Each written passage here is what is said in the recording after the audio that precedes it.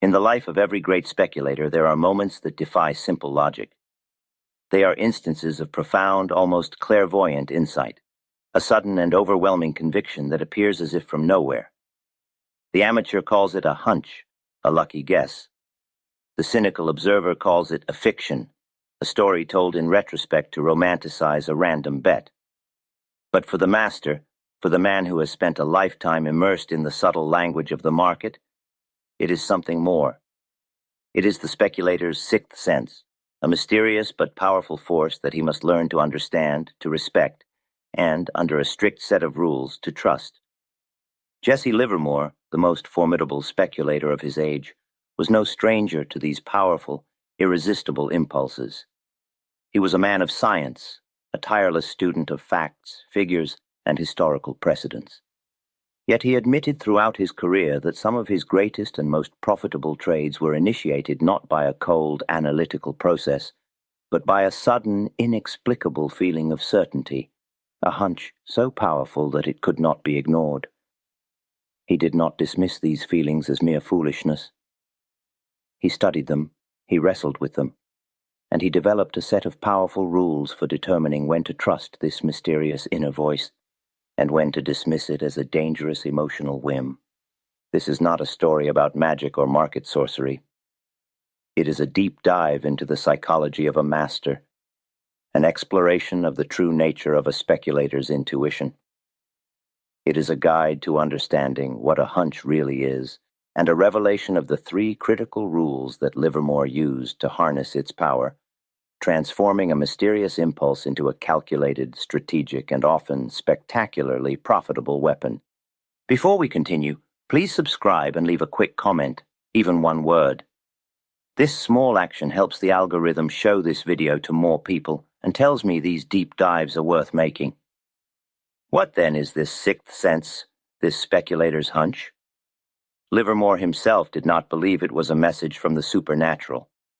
It was, he came to believe, the product of his own highly trained subconscious mind. After spending decades staring at the ticker tape, after observing millions of individual price fluctuations, his mind had developed an almost instantaneous pattern recognition ability that operated far below the level of his conscious thought. He explained it this way. I think what happens is that I see a lot of warning signals. Perhaps not a single one may be sufficiently clear or powerful to afford me a positive, definite reason for doing what I suddenly feel like doing. It was not one great, obvious signal, but 100 small, subtle, and almost invisible signs. The way a stock absorbed selling pressure, the slight hesitation in its advance, the changing character of the volume, that his subconscious mind would instantly process. The conscious mind might not be able to articulate the reason, but the deep, intuitive part of his brain, the part that had been trained by a lifetime of observation, would deliver its verdict in the form of a single powerful feeling. Something is wrong, or the time to act is now. Livermore's genius was in learning to trust this deep, intuitive part of himself, to let his ticker sense guide him. But one of his great contemporaries, the legendary Gann, sought to conquer the same great puzzle of market timing through a completely different and far more esoteric method. While Livermore learned to feel the market's intentions through his highly developed intuition, Gann believed he could forecast them with mathematical precision. He saw the market not as a psychological battlefield, but as a great harmonious clock, governed by a natural vibratory law of price and time. If you wish to explore this fascinating and complex world, to understand the hidden cycles that Gann believed were the market's secret code, we invite you to subscribe to our new channel, Gann Trading Insights. The link is in the description below. This brings us to the first and most important of Livermore's 3 rules for trusting a hunch, a rule designed to protect the speculator from the most dangerous of all impulses, wishful thinking. Rule number 1. The hunch must align with the primary market trend. A true speculator's sixth sense is not an act of ego-driven defiance against the market. It is not the desire to be a lone hero, to call the absolute top of a bull market or the absolute bottom of a bear market. It is a subtle signal that is in harmony with the great underlying line of least resistance. If the primary market is in a great bull trend, a sudden, powerful hunch to buy a leading stock as it hesitates at a key level is a signal that deserves the highest respect. It is very likely the speculator's subconscious mind recognizing the final quiet phase of accumulation before the next great advance. The great probabilities of the market are already on his side, and the hunch is merely the final, refined timing signal. But a hunch to buy that same stock in the midst of a confirmed raging bear market is an entirely different and far more dangerous thing. It is, in all probability, not a true speculator's sixth sense at all. It is simply hope, the speculator's deadliest enemy, dressing itself up in the clothes of intuition. It is the gambler's desperate wish for a miraculous reversal, not the professional's quiet recognition of a confirmed opportunity. Livermore knew that a man can have the courage of his convictions, but he must first have the intelligence and the honesty to be sure that his conviction is not merely a disguised hope. Therefore, the first test of any hunch is to ask, does this feeling align with the facts of the primary trend? If the answer is yes, the hunch may be a genuine and valuable signal. If the answer is no, it is to be dismissed immediately as a dangerous emotional whim. The true speculator's intuition is a tool for navigating the great current of the market, not for trying to swim against it. Having established the first great rule of the speculator's sixth sense, that a true, actionable hunch must always be in harmony with the great primary trend of the market, we now arrive at the critical tactical phase. A hunch, however powerful, is not a license for recklessness. It is a hypothesis, a high probability supposition that must still be subjected to the cold, hard, and final verdict of the ticker tape. The amateur, seized by a sudden conviction, is tempted to plunge, to commit his entire capital in one heroic bet. The professional knows this is a fool's game.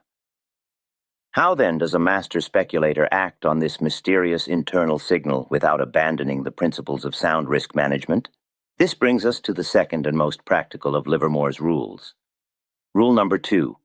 The hunch must be tested, not blindly followed. This is the great mechanical safeguard, the principle that transforms a mysterious impulse from a wild gamble into a calculated scientific probe. Livermore, for all his reputation as a plunger, never went all in on a feeling. To act on a hunch did not mean committing his entire army. It meant sending out a single, small, and ultimately expendable scout. His method was simple and unwavering. He would test his hunch with a small exploratory position, a probe. This initial trade was not intended to make him a fortune. Its sole purpose was to gather information at the lowest possible cost. It was his way of translating a subjective feeling into an objective question he could ask the market directly. Is this feeling real? Is the market ready to confirm what my subconscious mind is telling me?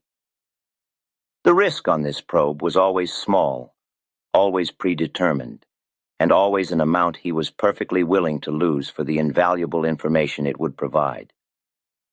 This is where the third and final component of the test comes into play. Immediate confirmation. The tape must almost instantly validate the hunch. If he acted on a powerful impulse to sell a stock, he had to see the price begin to weaken immediately. He had to feel the selling pressure, the lack of support. The tape's action had to harmonize with his internal feeling. If he saw this, it was the market's own confirmation that his sixth sense was correct.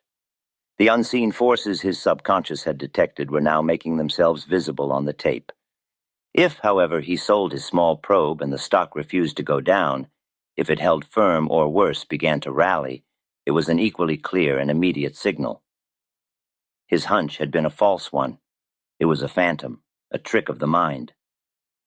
In this scenario, he would not wait, he would not hope, he would not argue. He would accept the market's verdict and close the position, taking the small, insignificant loss on his probe without a second thought. The test had failed, and the campaign was over before it had a chance to inflict any real damage. This process of probing and demanding immediate confirmation was the great scientific method he applied to the unscientific art of the hunch. The story of how he acted before the great San Francisco earthquake of 1906 is the ultimate and most dramatic illustration of this entire process in action. He was in Atlantic City, taking a vacation, completely out of the market. The general trend was bullish, and he had no intention of trading. One morning in his broker's branch office, while casually watching the quotations, he was suddenly seized by a feeling he could not explain. He was staring at the price of Union Pacific, and he felt an irresistible impulse to sell it. "I can't tell you more," he recounted. "I just felt like selling it." There was no news, no reason, no logical basis for this sudden bearish conviction. The market was strong, and Union Pacific was one of its leaders. His conscious, analytical mind could find no fault with the stock. But his subconscious, his deep tape-reading instinct was screaming a warning. He did not know why he wanted to sell it, he only knew that he had to. He did not, however, rush in and sell his entire fortune. He followed his rule. He began with a probe. He wrote out an order to sell 1,000 shares of Union Pacific. This was a significant amount, but for him it was a test, a way to ask the market if his strange feeling was real. But the feeling did not subside. In fact, it grew stronger. The urge was so strong, he said, that he sold another 1,000, and then a third. He had now committed a substantial line, 3,000 shares based on nothing more than a powerful, inexplicable feeling. His friend who was with him thought he was crazy. "Stark crazy," he said, "selling that stock without rhyme or reason." Livermore could offer no defense, no logical explanation. All he knew was that he had learned, through costly experience, to respect these powerful internal signals. He had built his initial position, his bet on his own sixth sense. Now he had to wait for the market and the world to deliver its verdict. The next day, the preliminary garbled reports of a great earthquake in San Francisco began to trickle in. At first, the market, in its arrogance, ignored them.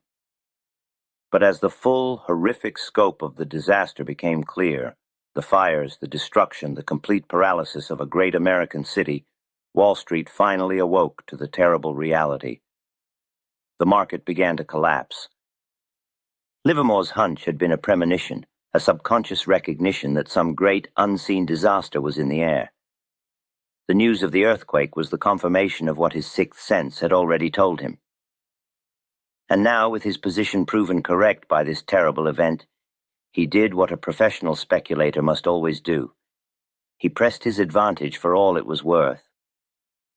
He sold more and more and more, his confidence no longer based on a mysterious feeling, but on the cold, hard, unshakable facts of the situation. From that single, inexplicable hunch, tested with a cautious probe and confirmed by a world-changing event, he made a profit of $250,000. It was the ultimate testament to the power of a disciplined intuition.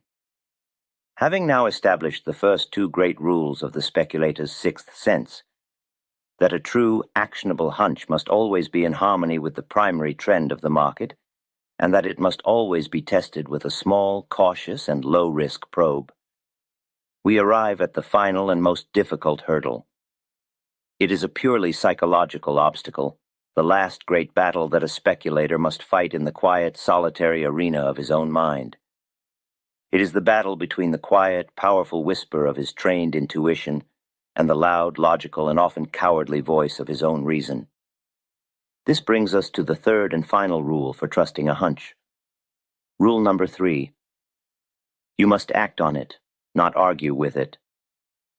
Jesse Livermore learned through a lifetime of costly regrets that once a hunch had passed the first two tests, once it was aligned with the great underlying conditions and had been validated by the market's initial positive reaction to his probe, to then hesitate, to doubt, to overanalyze, was a fatal and expensive error. He had done the work. He had received his signal. The time for debate was over. The time for action had arrived. He stated it with the simple, profound clarity of a man who had paid dearly for the lesson. When I have argued myself into disregarding my impulse, and have stood pat, I have always had cause to regret it. This is the great and tragic sin of disbelief. The speculator does all the hard work of observation and analysis. His subconscious mind delivers a brilliant and timely conclusion in the form of a hunch. He confirms it with a successful probe. And then, at the very last moment, he allows his conscious reasoning mind to talk him out of it. This is the great danger of overanalysis. The conscious mind is a creature of logic and reason. It demands clear, articulated, and provable causes for every effect. But the speculator's sixth sense, as we have established, operates on a different level. It is the product of 1,000 subtle, almost invisible signals, a conclusion reached by the deep, pattern-recognizing part of the brain that cannot always explain its reasoning in simple, logical terms. To demand a clear, simple reason from a deep, complex intuition is to ask a master painter to explain his genius with a simple mathematical formula. It cannot be done. The speculator who has reached this final stage must have the courage to trust his own accumulated subconscious experience. He must have the faith to act on the verdict of the ticker sense that he has spent years and perhaps millions to develop. He must understand that at these critical moments his logical, reasoning mind, with its endless what-ifs and its need for absolute certainty, is not his ally. It is his enemy. It is the voice of doubt, of hesitation, of fear. The story of his trade in Union Pacific at Saratoga is the ultimate cautionary tale of this very sin. His own tape-reading sense, his profound intuitive feel for the market, told him the stock was being accumulated and was destined to go much higher. He was right. But he allowed a well-meaning and logical friend, a man with a plausible, reasoned argument, to talk him out of his own correct, intuitive conviction.